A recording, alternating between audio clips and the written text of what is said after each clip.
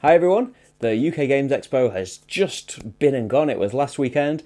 Rachel and I went and hoped to learn from our experiences of previous years and play more games and see more people, but I think it's just a symptom of conventions that there's only so much time, isn't there? You can't just magic up more time, can you? Well, we didn't manage it this year. So yeah, there's games that I missed out on that were in my top 10 list. It's not because I suddenly found out they were terrible and didn't want to mention them. I just didn't have time to get over there. Like The Gig, for example, we didn't get a chance to play Foothills. We saw it and Tony explained it for us, but that'll all be in the report bit, won't it? And one thing that I want to move right to the front, because this is the end now, I want to kind of say that, the experience of the expo, playing the games is, I get excited about all of these things, and the focus always seems right at the start that I want to play all of these games, but we inevitably run out of time for all of these things because there's only so much you can do, isn't there? And when you play a demo of a game and it takes an hour or more, that's quite a significant chunk of the expo anyway. But definitely the main focus, as good as these games are and as excited as I'm going to be telling you about them, the best thing about it is chatting to the people that make the games, the publishers, the actual designers of them. Just not necessarily just about the games, just about what's going on in general, talking about what I'm doing and stuff, and talking to other people that do what I do, because although I've got Rachel, I've got Marty, but in terms of actually making the videos and that whole process, it's definitely, you kind of do it in a bubble, in my own little bubble. And as nice as it is to get feedback and stuff like that, it's nice to chat with other people that are kind of part of this weird hobby profession thing, and and kind of have relatable experiences and just have a nice chat. Really, it's nice to it's nice to sit down with Rado and have a chat with him, for example. But and even more so is the people that came up and watched the channel. It's definitely, it's always been surprising to me when anyone came up, but this year I'd say more than ever. It's not that there were an enormous number of people at any of the other conventions, but I've definitely seen a crazy exponential growth in the number of people that knew who I was or wanted to come up and say hello and have a little chat, that maybe wanted me to deface cards in their copy of Gloomhaven by signing it, or plenty of people that said that they had backed the Kickstarter as well, which was really exciting.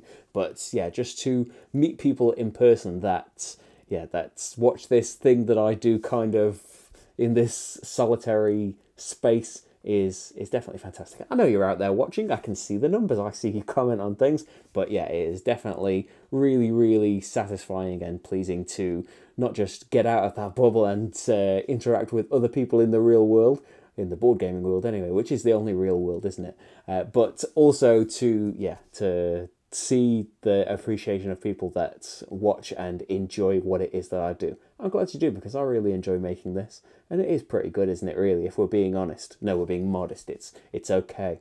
It's really good, isn't it? Anyway, that's my little thing. Thank you for everyone that I met, and thank you. Thanks for coming up to me. It was really nice to meet all of you and have a chat if we did, or maybe just zoom past you as we were going towards a meeting. All of those things were really, really fantastic. And thanks, everybody. On to games. So this is vaguely in the order that we played the games, and I'm just going to talk about my vague impressions of them. We played some, we just got shown others, but hopefully it will be interesting and informative. So the first game that we saw was the Trickerion expansion, Dahlgaard's Academy, and that adds all sorts of different things. Trickerion is a game where we are magicians and we are trying to learn tricks and get the materials to perform them and eventually put on a great show. We have assistants that help us with this, and it's a worker placement game. It's quite a heavy game and an enormous table hog. So for those two reasons, it's I'm a little bit wary of adding any more to it, but it really sounds interesting. There's an academy, well, as you might guess from the name, there is a new academy board that gets put to the side of the main board, and we can build, classrooms and things to put our tricks on. Maybe when we are finished with, they're not going to get us as many points as we would like on the stage anymore, we're moving on to bigger and better tricks. We can send our old tricks, we can teach them in an academy to, other Magic students and get an income of money or points, stars, by teaching in this academy. You can also get assistants as well, that a special assistant that can be upgraded, that will get different special powers over the course of the game and get more actions as you upgrade him, but will end up needing to be paid more because he's more experienced. And on top of that, there's quite a bit getting added to this. I will be doing a playthrough. I've got the prototype for the expansion, so I will be doing a playthrough for, and I've never done one for Trickerion, and I think it's a really great game, so I'm really looking forward to doing that, even though I've got a feeling it's going to be a very big one. But that's Trickerion Dahlgaard's Academy. Chocolate Factory from Alley Cat Games it's designed by Matthew Dunstan and Brett Gilbert, who did Elysium, Professor Evil and the Citadel of Time, Pyramids. Many games are coming out by them. But this is a game where we are, well, can you guess where we are? We're in a chocolate factory. We are making all sorts of different chocolates, and our main boards are kind of conveyor belts where we have these squares on it that will move along, and you always have 3 new just cocoa to start with that comes onto your conveyor belt, and to the top and bottom of each section of this conveyor belt you have cards that will affect what's on it. So it will either just be upgraded to the next step, and there's a nice little upgrade chain of the different coloured chocolates. Or maybe if there's a grey on this, you can turn it into the next step up. If there's a basic cocoa, you can turn it into 2 greys. All of these different ways that you can manipulate the chocolate. And yeah, as it goes through the conveyor belt, you can affect a chocolate on each stage of it. It's still early on, you know, it hasn't got proper artwork and things yet. But yeah, I'm really looking forward to what this can turn into, because there's a lot of different things going on. There's a draft at the beginning for, you know, a special power you'll get to use this round only, and it will also at the same time as drafting those, you have the option of drafting fuel as well. So you'll end up getting a power and a fuel depending on where you are in the turn order. And yeah, it's gonna kind of guide the things you are able to activate in the round, and then you'll get a new piece. We'll draft a new piece for our factories to hopefully work well with what we've built so far and affect the chocolate. And you've got orders to complete. There are things on a main board that's shared between us, where if we hand in certain combinations of chocolates, we will move up a track, and the people who are best at those tracks at the end will get points.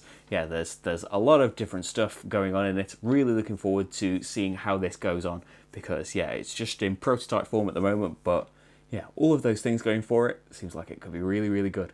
So we didn't get a chance to play any more at Alley Cat, but we did get shown some prototypes of upcoming things. There was Coral Islands, which is a dice stacking game. Think something like Cubist or Blueprints.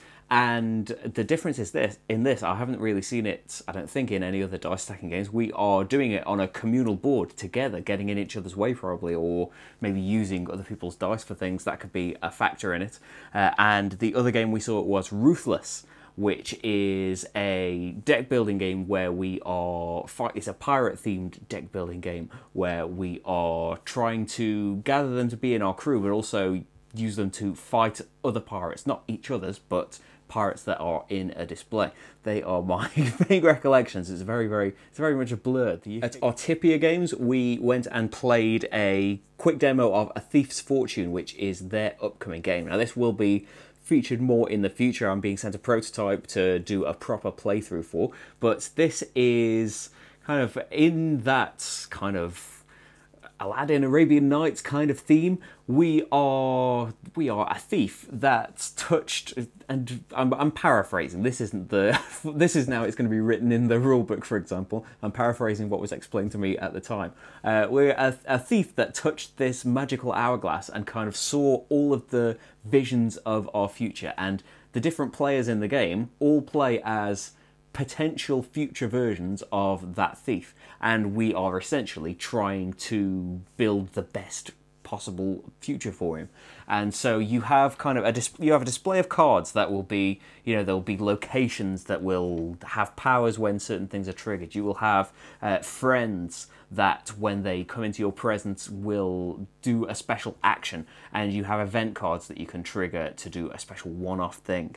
So you have these different areas on your player board, and your main player board is the present, but you draft cards between you in different types. And similar to Fields of Green, you all get you have to take a certain amount of each deck, but then you get to choose 2 extra from another deck. So not quite the same as Fields of Green, but you've got a bit more control over the ones that go into your hand of drafting. So you'll draft cards for a little bit, and all of those cards go into the future with some resources on them that you will hopefully want. And over the course of the game, you will get to take some resources off. As soon as all the resources are taken off a card, it goes from your future to your present, where you can now start using the abilities of the cards. And also, you can make cards go into your past at some point, which is just a big discard pile. But those cards, you won't get to use them anymore, but they're worth points now at the end of the game. And we only played the beginning part of the game. But the whole idea is that all of these cards have got all these different abilities. You know, the locations are just permanent things that are waiting for certain actions to trigger them. The people are all actions to happen, and the events are just big one-off things. The game is about trying to draft and build up these tableaus of cards that when you trigger an action, it will start, you know, going off on a big combo that, you know, this activating this friend, well, he's got a power that affects this location, so I'm going to get this bonus, and then this triggers, and this triggers, and this triggers. It looks really, really interesting. As I said, we only had a brief demo, and it's still kind of, it's still in prototype form, so not everything is final yet, but really, really looking forward to this. I tend to, you know, like what Artipia put out anyway, I think most of the time. But yeah, this one sounds definitely, the theming is definitely quite different, and yeah, the idea of us all playing out the futures of this character is quite cool, and the way that the cards are separated into this past, present, future thing is really nice as well. That's A Thief's Fortune. Next we had a quick look at Liberatores from the, is it Moedius? Yeah, pronunciation things. Their stand had some interesting things. They had Tulip Bubble as well, which I know was a bit of a cult hit. Is that the right way to phrase it? But Liberatores is a social deduction game. It's kind of, yeah, we don't do well with social deduction games, especially because mainly we are 2 players a lot of the time.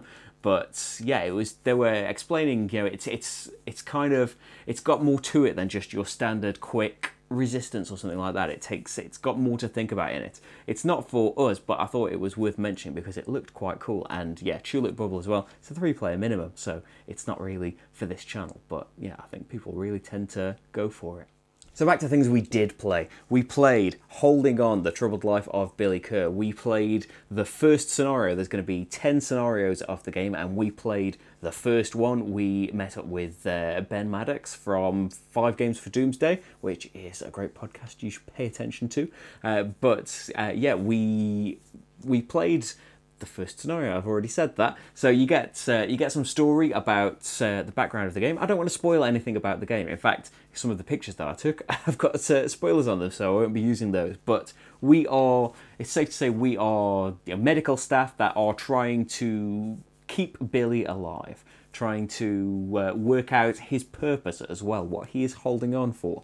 And yeah, over the course of the game, you will be kind of drawing cards that will be the state that Billy is in. And he might need some medical attention. He might be ready to give you some memories, give you a bit from his past.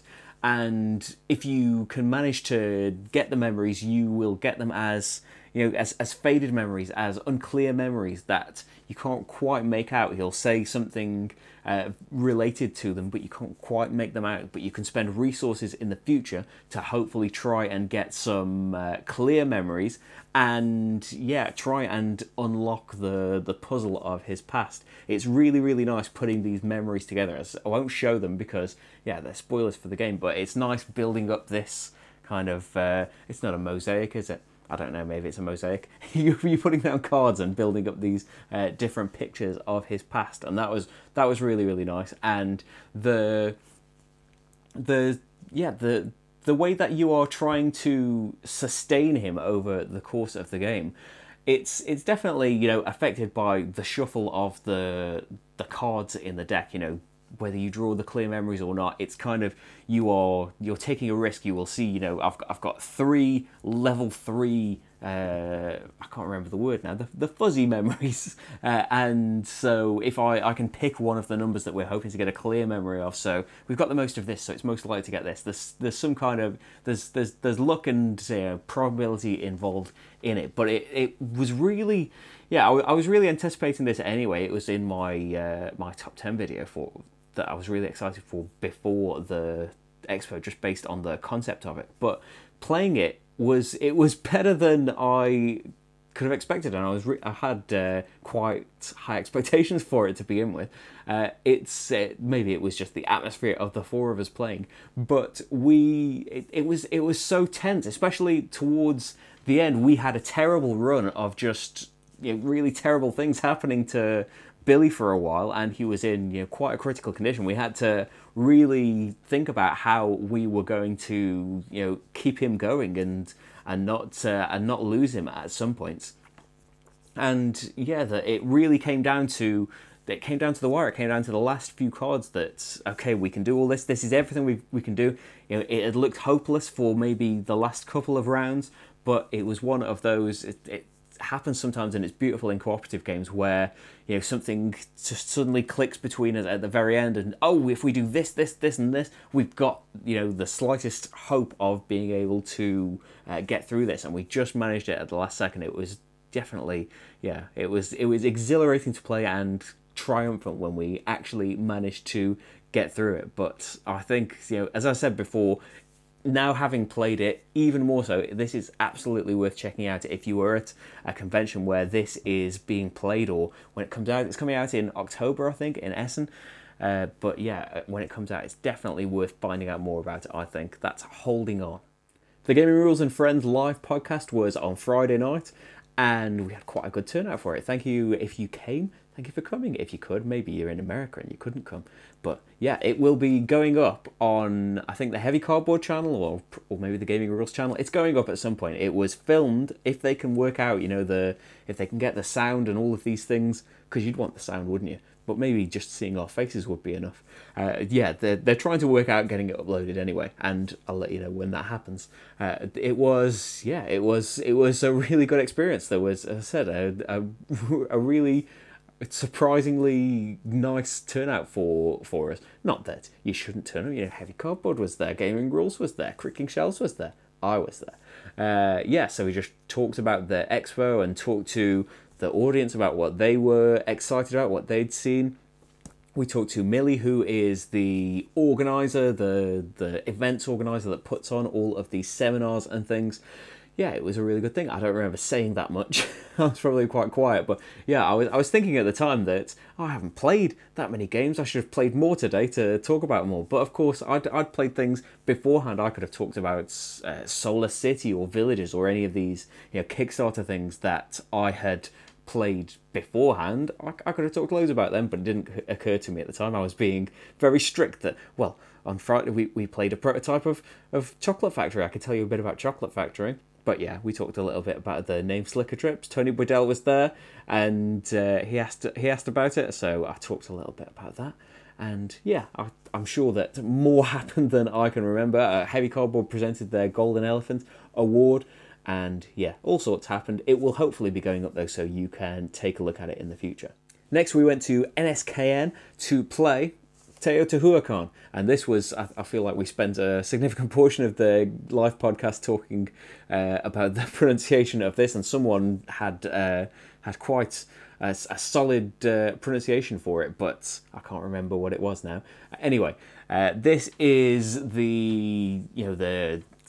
been said a lot, the spiritual successor to Tzolk'in. It's from designer Daniele Tascini, and it is, it's the same kind of Mayan theme.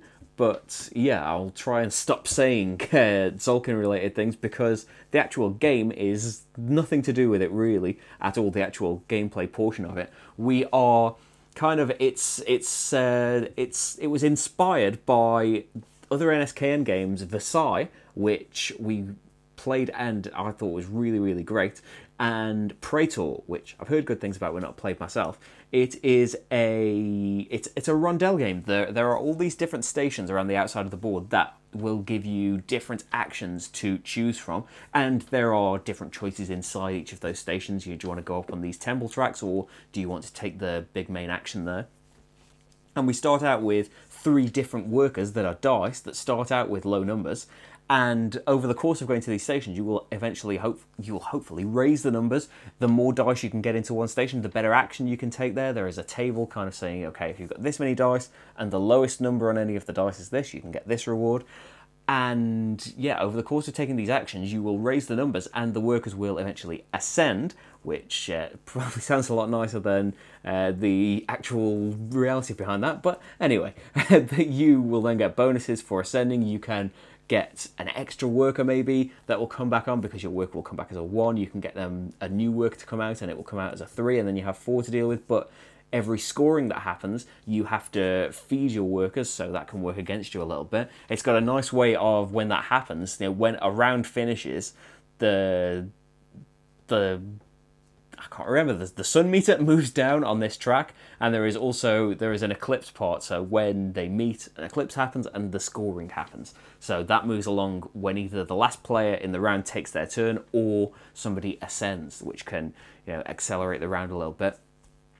But yeah, we are doing all sorts of things. We're moving up these temple tracks, we are making small buildings that will give us, will move us up on a separate track that doesn't reset every round. We are building this central pyramid as well that, for the prototype, just had cardboard tiles, but they had a little selection of the lovely thick wooden tiles that they are going to put in the final product. It's, yeah, there's certainly a lot going on in it, and it just from we played a full game of it. You know, it's obviously a first game. I'm sure we were making some mistakes somewhere, but yeah, absolutely can't wait for this. Before, it was just kind of a placeholder that I don't know much about it, so I know it's somehow related to Tzolk'in, so that is something that you can easily say about it, but it is vastly different, and yeah, I'm really even more excited about it, just with that pedigree and that it's coming from NSKN, who put out really, really great games. I was already, you know, looking forward to it quite a bit. It was, again, in my top 10, I think, somewhere, but quite high up. But yeah, now having played it and seen the kind of rondel thing and gathering up your workers that was so good in Versailles, you know, just taken up a notch and made quite different. You know, all of the different choices you have just from taking the one action. You can do that main action, or do you want to move up on the tracks and maybe you'll get a special bonus tile that you can save and give you a special power later on in the game. It's hard to just, you know, really explain quite a complex game, but it's been getting a lot of hype, I know, in it, and before we'd played it, you know, I'd only heard great things from people that had already gone over there. But I can say that for me anyway, and for Rach as well, I'll speak for her. Yeah, it definitely lived up to it, and I can't wait to play the final thing. I should hopefully be doing a video for that in the future, whenever the final things are available. But that is Teotihuacan, definitely another one to keep an eye on, I think. Next, we played Escape Tales from Board and Dice, and this is their entry into, you know, the escape room in a box genre. And we played quite a while. I think we played for about an hour. There are going to be, I think, 7 rooms in the final game that get progressively harder and harder. And I think we had 2 of them in the demo version that we played all the way through. And it's another one that's, yeah, it's quite different to any of the other escape rooms out there. There is an emphasis on story. Now, we played quite an early, you know, it was basically, it had been written and there it was, you know, it hadn't gone through proofreading or anything like that. So yeah, I don't know how that will change over the course of development, but it's definitely got a very different take. It's more occult, maybe adult, darker, maybe than any of the other Exit Unlock Deckscapes have been. So that is something that sets it apart. The system, how it works, and navigating a kind of, you know, a bit more of a point and click. Oh, I want to go there on the map, so here is a way to do that. And there is a booklet that was kind of not choose your own adventure, because the section that you chose, or maybe the item that you took, will tell you to go to a section rather than you picking between options. But yeah, the way the story is kind of fed to you through there, and fed to you through the items and puzzles that you solve as well, it was definitely it definitely stood out amongst the other escape room games that we've played, and we've played a lot and enjoyed a lot of them. And I'm really looking forward to seeing how that evolves as it becomes a more complete thing, because you know they got plans to hopefully do more of these, do a kids series of them as well. Kids escape rooms would be really, really nice. But yeah, that was Escape Tales: The Awakening. Next, we headed over to Stuff by Bears, and we played Wibbell++, which is it's basically just a deck of cards that have got 2 letters on them and different borders. And it's more than a game; it's a game system where there are quite a few. There was quite a few on the kind of the menu to try out for a demo. Lots of different things we played, and here's where maybe I'll put the names of the different games underneath that, because I will have gotten them wrong. But there was Alphabetical, where it's a competitive game where we are taking cards and trying to slot them before or after the card that we already had, and you have to keep them in alphabetical order. You can pass them around and the game will end if a certain number of passes are made, and the person with the most cards in their display wins. We played the word game I can't remember the name for, but it's here underneath me, hopefully, where, you know, as I said, there are 2 letters on every card. We have some in our hands, some are on display on the table, and you're trying to make a word that contains a letter from each of the cards. And if you do it first, you take one of the cards that you used in your word and put it in front of you,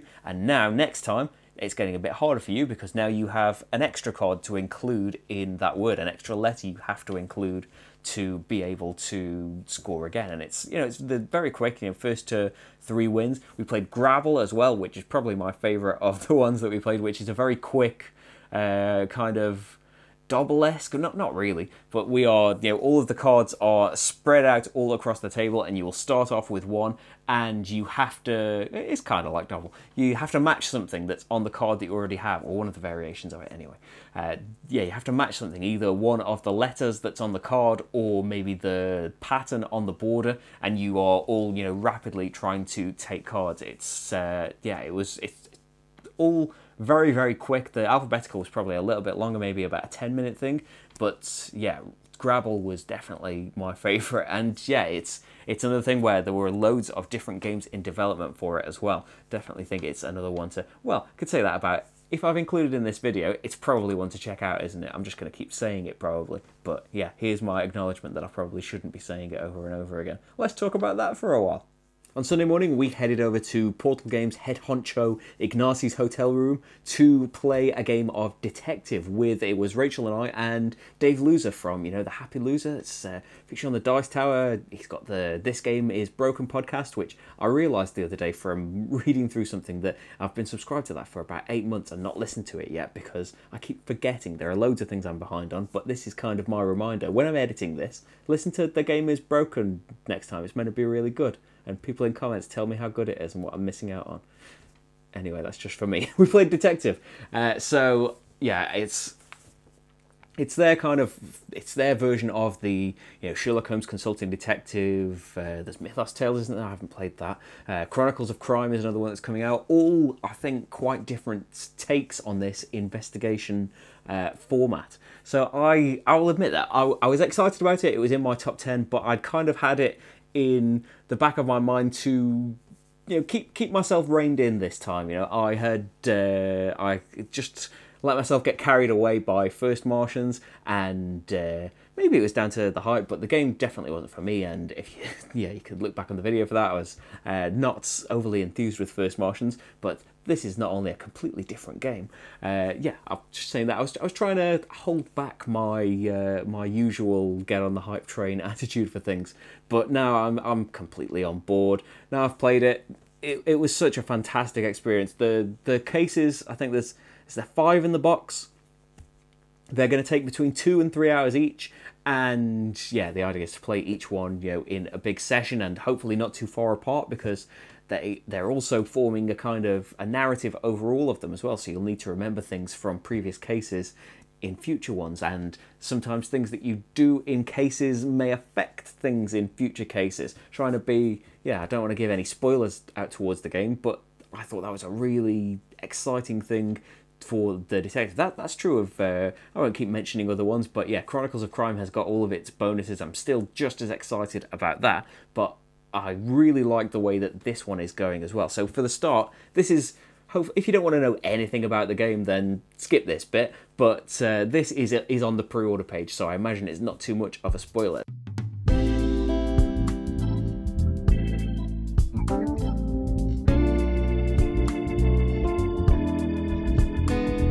And to prevent some kind of, you know, political brouhaha, we are trying to find out what the story is behind this, where it's come from, what's going on.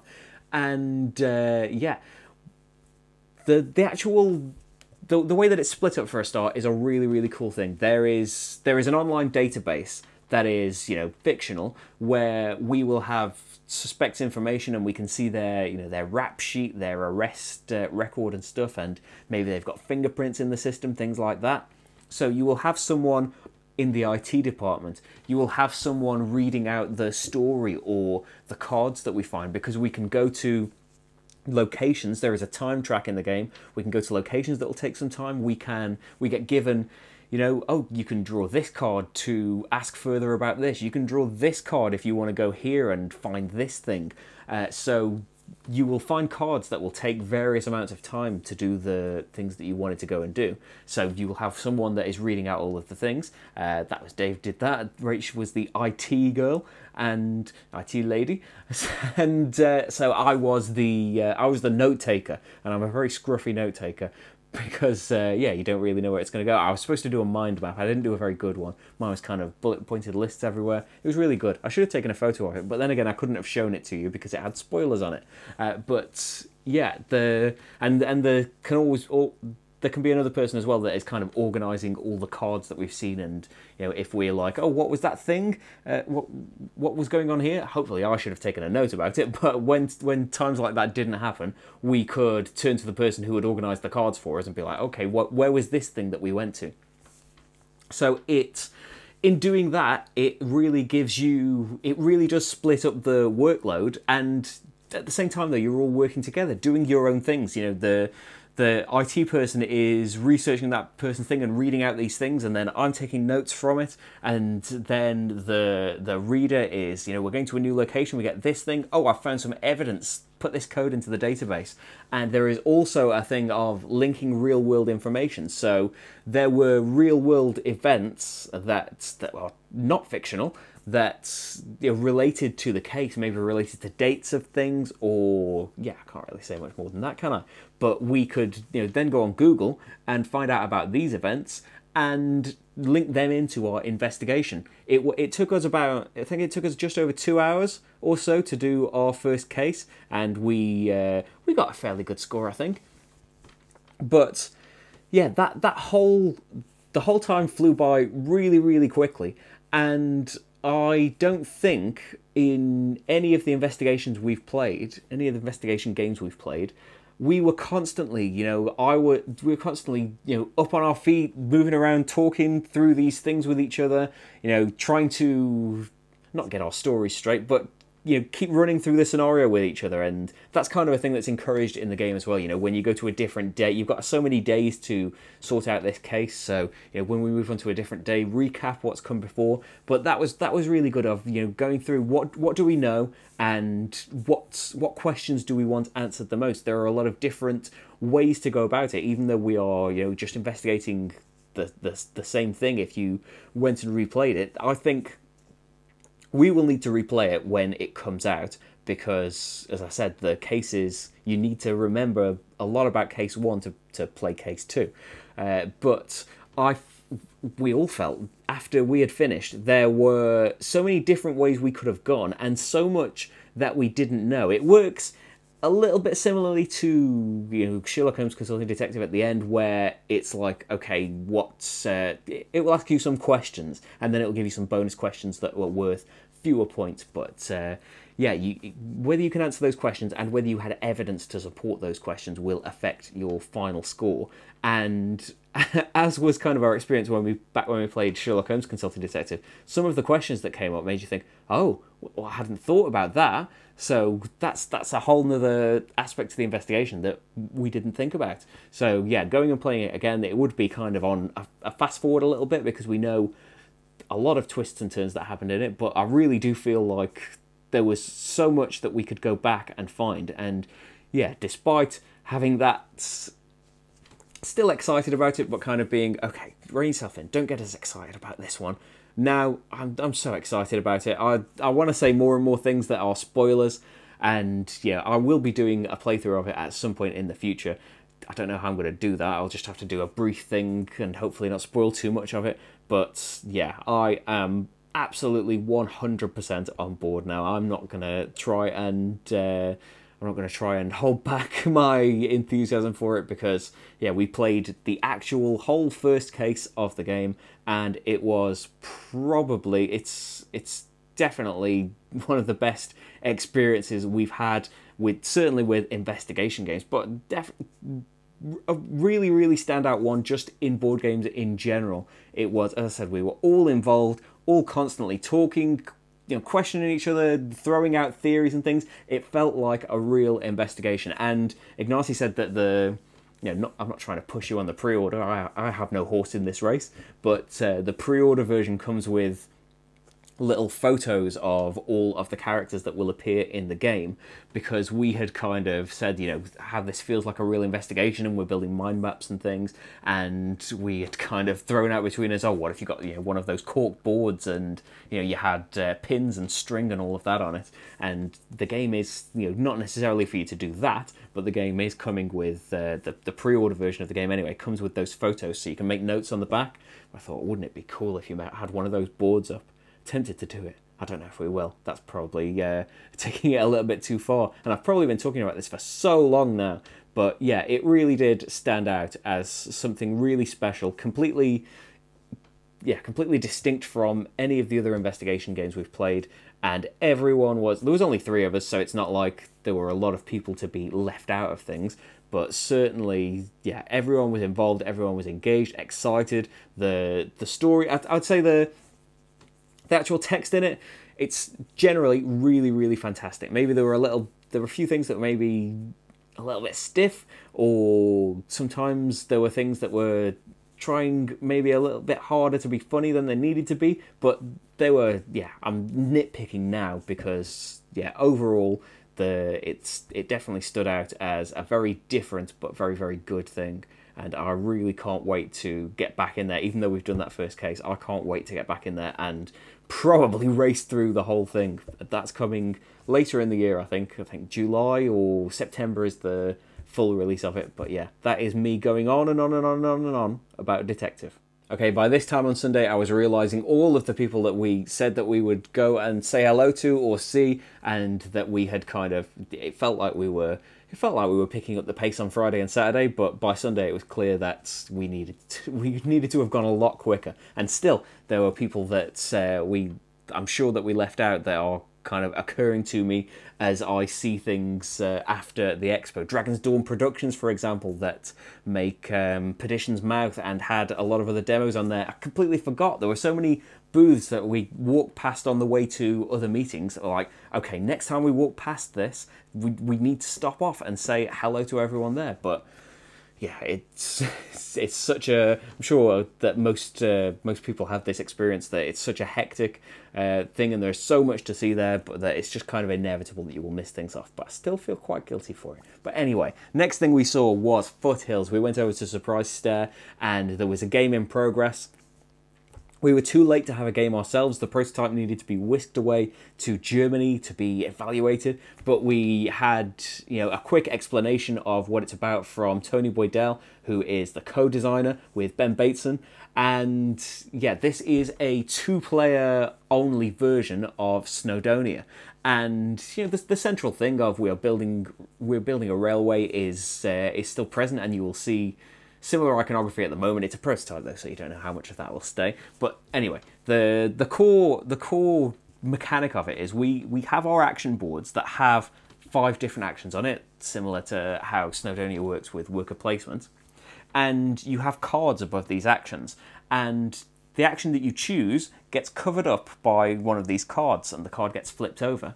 The card has a different action on it, hopefully a complementary action, but your access to the original action is now blocked off until you use that card, which will then flip back over and reveal the original action again. And you will get to upgrade these actions over the course of the game. So maybe you will get one that lets you uncover more of the original actions, so you can, you know, cycle through your things more quickly. You aren't as held back by having to, okay, I do this, it gets covered up, I do this, it gets uncovered. Maybe it gives you more access to these things. There are, yeah, again, this is trying to recollect things. I should make notes, shouldn't I? There are 8 railways in the game, but you choose 6 of them every time that will behave differently and make the experience quite different. And there are sets of the different action cards that you can upgrade and put on your player board.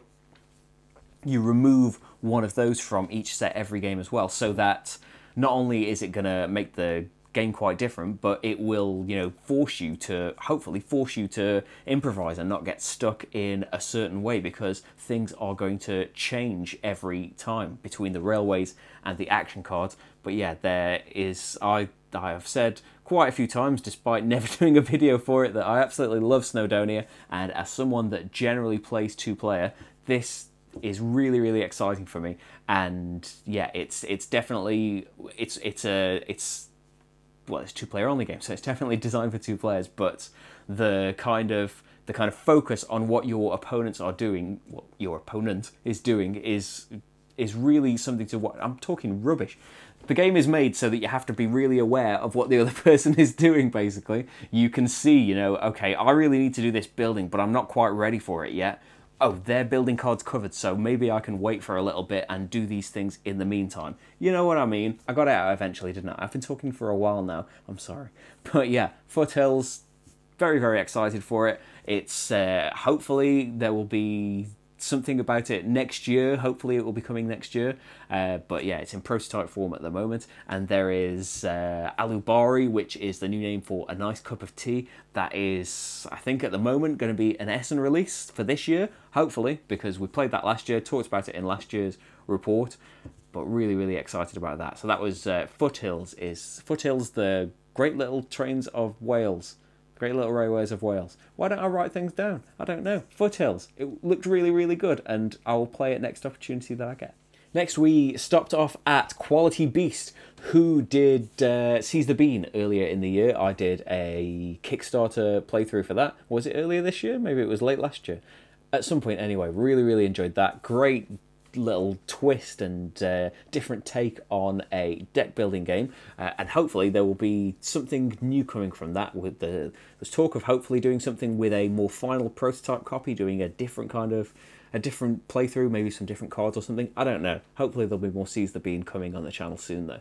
So they had prototypes for upcoming games. The nearer one is Towers of the Sun, which will be their next Kickstarter. Hopefully be doing a preview for that at some point soon. That is an abstract game where we are building, well, towers towards the sun to appreciate the sun the most. And yeah, it's got bluffing elements to it. It's got player interaction. It's got conflict in it, but that is apparently more pronounced in that there's a day and night version of the game. The night version has got a lot more, you know, player versus player stuff in it, but the day version is a lot more peaceful. Yeah, we didn't get a chance to play it, but looking forward to trying that out more. And we also saw Quantified, which Efka and Elaine were playing their game of it as we wandered past. I hadn't seen this at all. It wasn't in my preview or on my list, because yeah, that's the first I heard about it. They tweeted subsequently saying that it was fantastic, and were saying it at the time while they were playing it. it sounds so different, and yeah, I was really enamored by the concept of the game, and yeah, excited that it's coming from Quality Beast, because yeah, we're already in touch with Quality Beast, and hopefully I'll do a preview for it when it's getting closer to being on its Kickstarter. But this is a game set in a a kind of dystopian future where everybody's data is public knowledge. It's currency to deal with, and there are different tiers of society that players play as. It's cooperative. Did I say that? Anyway, depending on which tier you are in society, maybe you won't get to communicate. Maybe you will have to distribute, you've got these gems that represent your data. Maybe you will get your data mixed in with somebody else's, and now you don't have as much control with where your data comes out, because you put it out as you move across this board. Well, now yours is going to be in someone else's bag, and maybe when they move, they're going to be putting your data about. I'm talking very strangely about this, I realise, but yeah, you are playing against the game. The game will have these event cards for you to combat, and you are hopefully trying to advance all the players across these different steps in society to get them, to give them more and more access to things so they can play more freely, or maybe move more freely across the board is a certain tier. You can't move across certain barriers if you haven't reached a certain level. You're trying to get everybody all the way to the top, but the game is messing with the players. It's maybe moving these steps and making it harder and harder to access them. Again, not one that we've played, but I really am excited by the theme of it, and just from the explanation of the game itself, it's definitely one that made me wish. Oh, I wish I'd walked past the stall on Friday and come for a game of it. But yeah, we saw it on Sunday while we were rushing around everywhere, and definitely one to watch, I think. Next, we played Jetpack Joyride at Lucky Duck Games. They had all of their other stuff for, they do Vikings Gone Wild. They had Chronicles of Crime on demo. They didn't have the Noir expansion because, yeah, it didn't quite get ready in time, but hopefully I'll get to try that at some point. Anyway, Jetpack Joyride. If you don't know, this is an app game that came out about 7 or 8 years ago, where you are... Barry is the name in all of their games, and it's one of those where, when you tap the guy rises up and you're trying to navigate him through lasers and grab coins and things. Really great little mobile game. Back in the time where I don't tend to play many now. I've started playing Jetpack Joyride again now, thanks to it being kind of reignited in my mind. But yeah, it was a fantastic game from back then. It was made by Half Brick, that made Fruit Ninja as well, that Lucky Duck are also doing a game for. Half Brick made fantastic games. Hopefully they're still making some. This is off the topic, isn't it? Jetpack Joyride, the board game though. So it's taking that concept of you are a guy with this jetpack and you're trying to navigate through all of these lasers and rockets and things to try and get the most coins. We are doing that though in real time. We have, different displays of the particular stage we're trying to go through. And there is a pool of tetrominos, they're called, aren't they? I think tetrominos, you need a certain number of spaces on them. You need a certain number of cubes they're made up as. Maybe they are polyominoes. Who knows though? Are you really bothered? They are funny shaped pieces anyway. So we are, trying to grab them all at once in real time, Galaxy Trucker style, and try and fit them to make that's our path through these things. And you will hopefully be trying to get coins that will help your score. But there are also, in the same vein as the app game that it's based on, there are missions that will give you special bonus points if you can fulfill them, like high-fiving scientists, which is done by going along the bottom of the board, or rubbing your head against the top of the stage too much, going through a stage without getting any coins, all of these different things that will give you bonuses. And also you will be drafting items between you that will give you certain abilities or maybe extra scoring opportunities. And I spoke to Vincent, who's the head honcho of Lucky Duck, about it a little bit, and they are planning a mini expansion. This is going to be a Kickstarter, which a preview is coming hopefully for it. There is going to be a mini expansion, they're planning for it anyway, that's going to have vehicles in it that will give you specially shaped pieces to use. And that's really good because vehicles were a big part. They were power-ups that you could get in the middle of the game in the original video game form. So it will be cool to see those in the board game version as well. But really stand out. A very quick game, say about half an hour or something, including learning the rules and having a quick demo of it. Yeah, we played a full game in less than half an hour, I think. Really quick one. Really like real-time games. There's there's a nice puzzly aspect to it, but also, you know, other people are taking these pieces away, so you really need to be as quick as you can. And while you're trying to think about, okay, I need to dodge the lasers and try and get these coins, but also I need to try and do as many of these missions as I can. But if I try and do too many, I'm not going to do it quickly enough, and the timer's going to end. And yeah, the timer is the first person to finishes the round. But yeah, another one, really excited about Jetpack Joyride. We were shown Itchy Monkey, which is a game where we have fleas. We are fleas that are jumping across all of these monkeys, and there's all sorts of, you know, crazy player interaction, and there are things where monkeys have certain powers, and you are trying to maybe accumulate some on a particular monkey and try and put your bigger pieces out that will have a greater effect on the game. It's definitely a sillier, lighter game than we would usually play, but hey, we were shown it and I want to tell you about it. Then in another last minute look, we had a quick look at Santa Maria American Kingdoms, which is the expansion to Santa Maria, which is a game I loved from last year. And it's a modular expansion, you know, where you can pick and choose what you want to include in your game, but it's going to have a separate board for a player to play a completely different game against the other players. That's you know, they're drafting dice in a completely different way.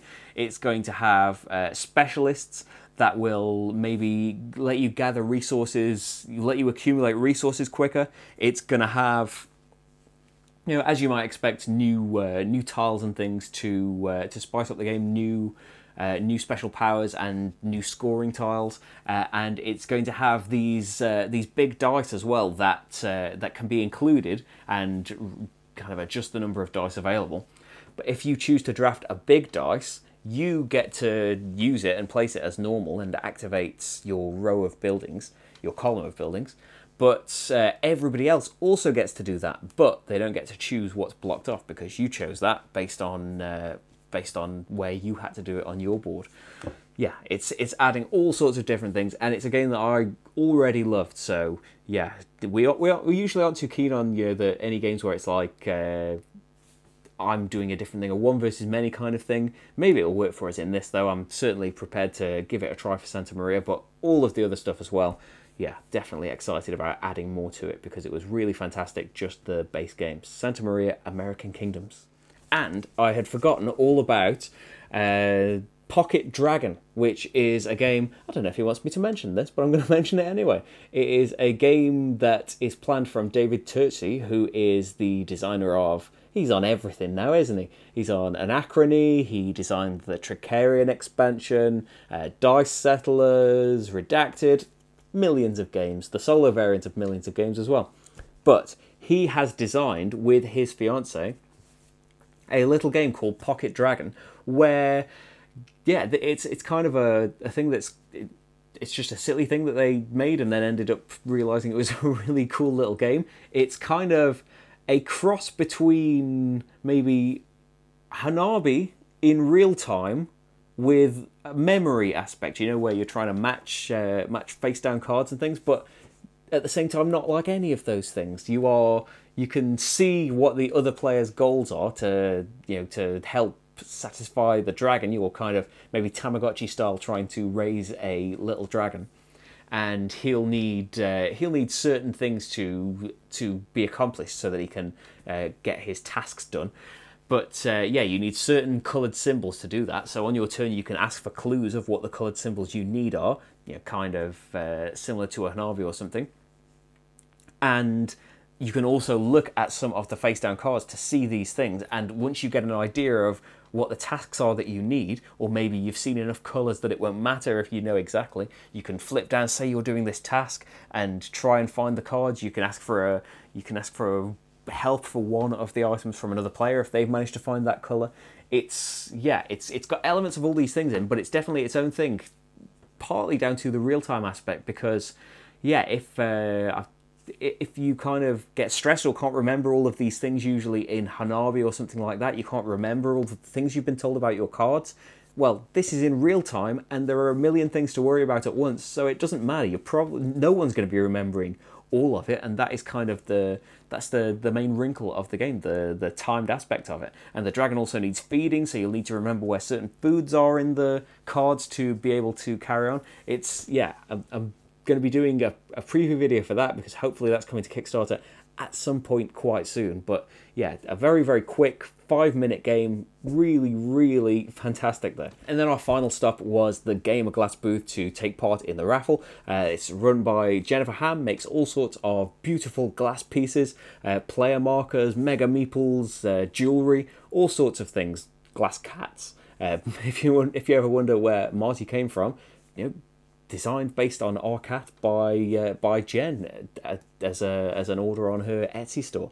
But yeah, makes all sorts of jewellery and things as well. Didn't win anything in the raffle, but Rach picked up some nice jewellery things she's really excited about. And yeah, they're always quite beautiful looking. And this year Jen had moople earrings and necklaces and things where they are kind of, you know, black and white like a cow might be, hence the pun. But yeah, they look really nice, as all of these things do, and Rach picked up a really jazzy necklace. Maybe there's pictures on here, I don't know. But yeah, and we got our kind of, and as an Essen tradition, we take a photo with Rado and Jen. Here's an excuse to put that up now. But yeah, with them moving to the States and things, maybe that won't happen in the future. Maybe we'll have to go to an American convention one day. Hopefully we will. A lot of people that watch this, I can see in the analytics, at least YouTube thinks you're in America, so hopefully we'll head to one of those one day. Maybe Gen Con or something, who knows. But yeah, that's just all rambling, isn't it? Because I've been talking for ages about all of this stuff. I'm sure I've forgotten things that we've seen, which I apologise for. Again, we didn't make it to so many things that I was hoping to see, but yeah, these things take time, don't they? And yeah, I'm at that point where everything's broken and I can't get words out. That was the UK Games Expo. That was all of the stuff that we saw. There is probably even more to be excited about, and I think everything that I've played I was anticipating already, and now even more so, now that I know more or have actually experienced the game myself, there is nothing that I was really let down by at all. It's just kind of amplified for things. But it wouldn't have been on my anticipated list if I didn't think that I was going to be excited about it. But there we go. That was the UK Games Expo 2018, all of the things that we saw. I'm sure there is loads more coverage. Rado's run-through of it went up this morning, where he walked through the entire thing and narrated it all for you. I need one of those Brittany mics so that you could hear my voice. You know, we tried some filming of things. I haven't got the sound for it. And this microphone didn't work very well with it. But anyway, I'm just keeping this going now. Let's just have a chat. How are you? That didn't work. You'll have to write a comment. Anyway, I'll see you for loads of game videos. We picked up games there. Not as many. Probably the smallest haul, which is a good thing, really, isn't it? There's no need to keep getting mass amounts of games and things, especially when I've got things to cover from Essen and stuff. But yes, that was the UK Games Expo 2018. Thank you for watching and hearing about all of this stuff. I'll have games and things to show you in the future. Previews of all of those things that I mentioned at some point along the line. And yeah, hope you'll join me for whatever strikes your fancy out of those. Bye everyone.